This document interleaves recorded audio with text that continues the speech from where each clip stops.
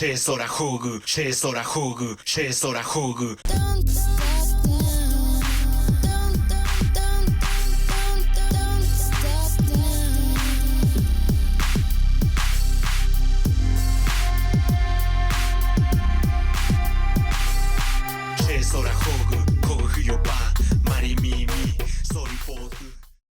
El problema que se tiene ahí, y una de las razones por las que hay que ser inteligentes en el abordaje de estos fenómenos, es porque todas las culturas tienen sótanos, todas. Algunos más grandes, otros más pequeños. Pero basta con que te encuentres con alguien de mala fe y va a tratar de retratar el grueso de tu cultura en función de lo que hay en el sótano. La descalificación de categorías culturales generales. Y entonces la excepción la vuelve la norma. Y lo que se activa no es el juicio y la observación, sino el prejuicio, el miedo, la exclusión. Que empieza siendo verbal y acaba siendo una exclusión armada. ¿Qué hacemos en ese caso? Bueno, lo primero es no caer en las trampas. Y la primera trampa histórica en la que se cayó y que después trataron de revertir, y estamos en eso, fue la trampa de las culturas de bronce, ¿no? Las historias de bronce.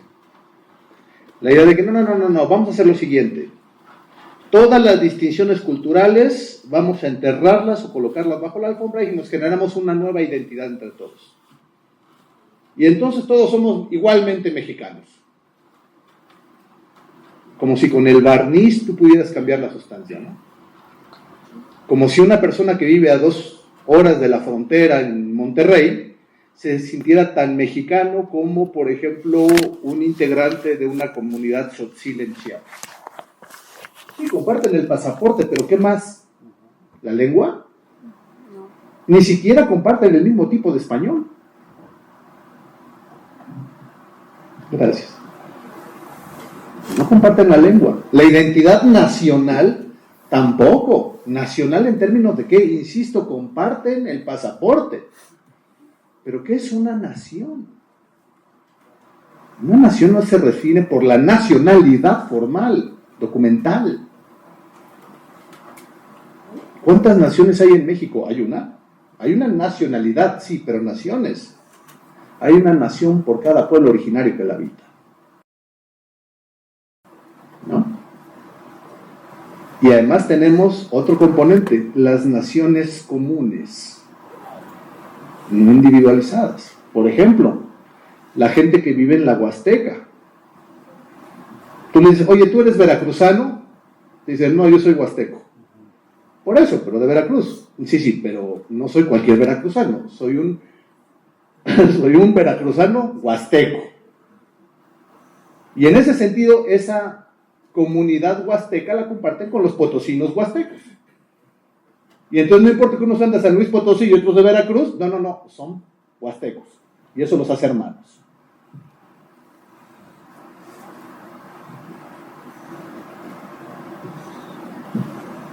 Una naturaleza, una sociedad tan diversa, por supuesto, es una fuente de múltiples conflictos y de múltiples problemas.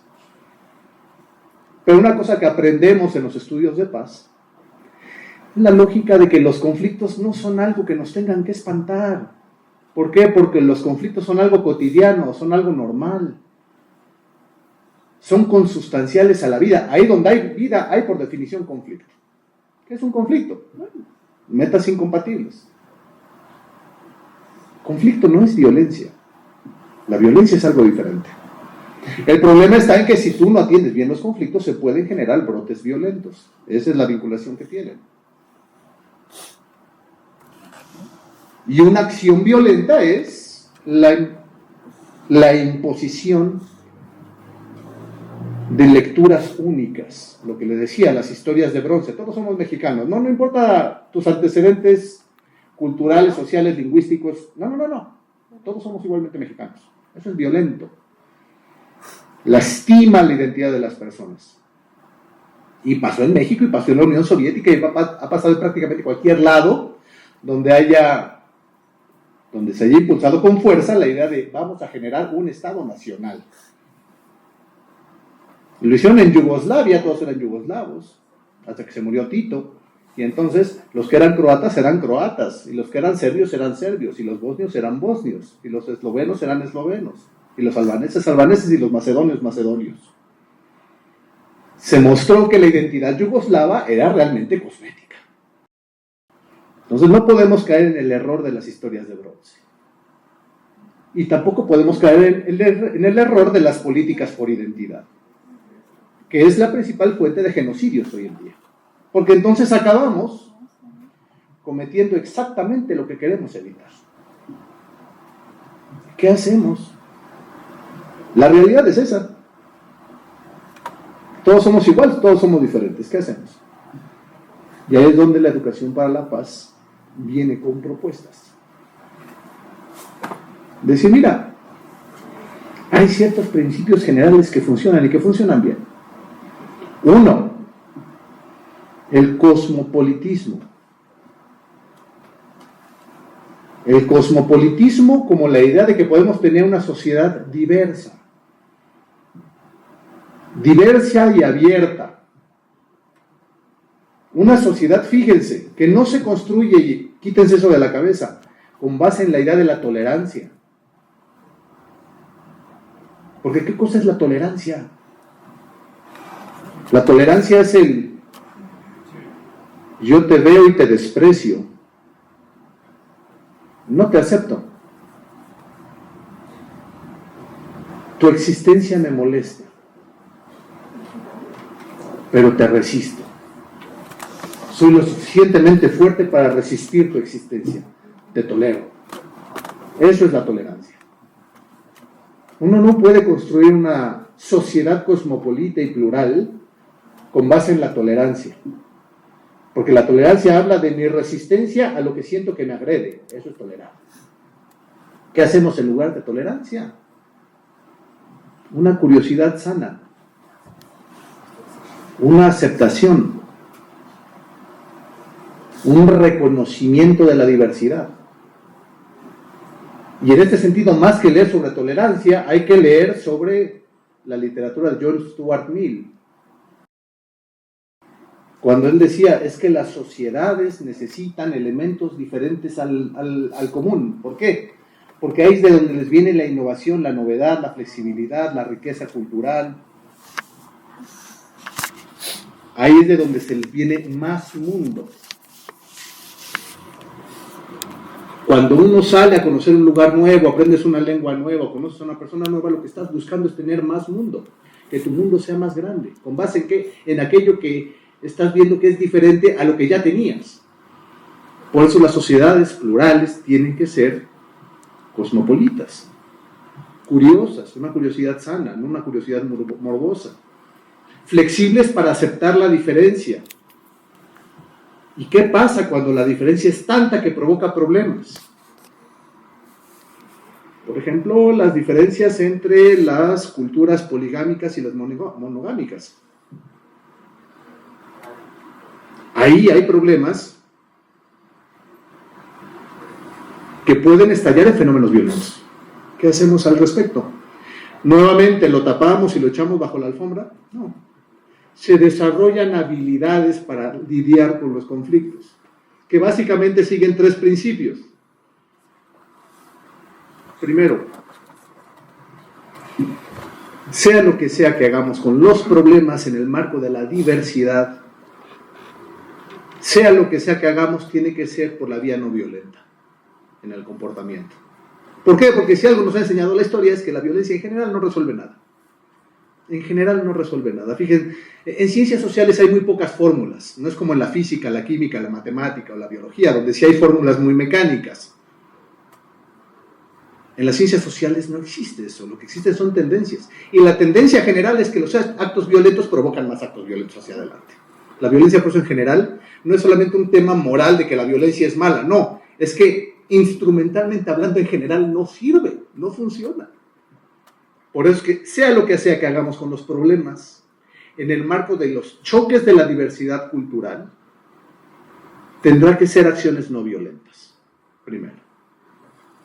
Segundo principio, sea lo que sea que hagamos, la manera de abordar los problemas tiene que ser desde la empatía. Y aquí hay que hacer la distinción. Una cosa es la empatía y otra cosa es la simpatía. Son dos cosas diferentes. Empatía es: yo voy a tratar de entender tu mundo, pero no desde mi perspectiva, sino desde la tuya. Yo no voy a leer tu situación con mis valores, sino voy a tratar de ver cuáles son tus valores y de ver el mundo a través de ese prisma tuyo, para tratar de ver de dónde vienes y por qué dices lo que dices. Empatía y no violencia. Pero hay un tercer elemento que con frecuencia queda olvidado y que es muy importante, porque es la llave hacia el futuro, y es la creatividad. Con frecuencia, cuando tenemos un problema, recurrimos a fórmulas que ya hemos visto en el pasado. Y cuando vemos que ninguna de esas fórmulas funciona, decimos: no hay nada más que hacer. No. Ahí es donde viene la aportación de las humanidades, de la literatura, de los artistas gráficos, de los artistas en general. A aportar nuevas formas de entender las cosas y nuevas formas de tratarlas. La creatividad es muy importante para atender conflictos que en principio puede parecer que no tienen solución. No tenemos tiempo para revisar algunos ejemplos creativos de cómo han sido transformados conflictos, pero una cosa es cierta: sin ella las puertas se cierran. Creatividad, no violencia y empatía. Curiosidad sana, apertura, aceptación, cosmopolitismo. Todos estos son elementos que componen cualquier proceso de conocimiento, reconocimiento y protección del patrimonio material e inmaterial. Porque ahí, cuando y donde falta alguno de ellos, el resultado termina en una atrocidad. Y están los ejemplos de los budas de Bamiyan que destruyeron los talibán a cañonazos, por ejemplo. ¿Por qué? Porque eran vestigios culturales de una óptica diferente a la suya. No había empatía.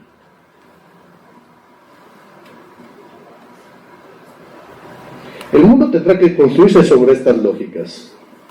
De otro modo, tendremos el tiempo contado. Muchas gracias.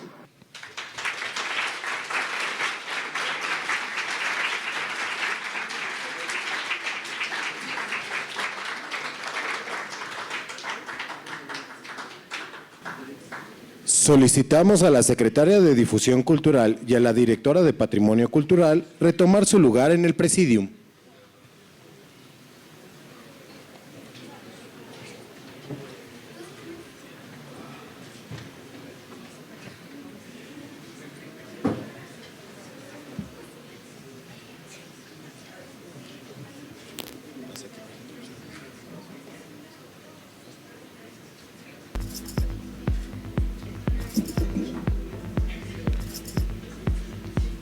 En estos momentos, la Secretaria de Difusión Cultural hace entrega de un merecido reconocimiento a nuestro conferencista.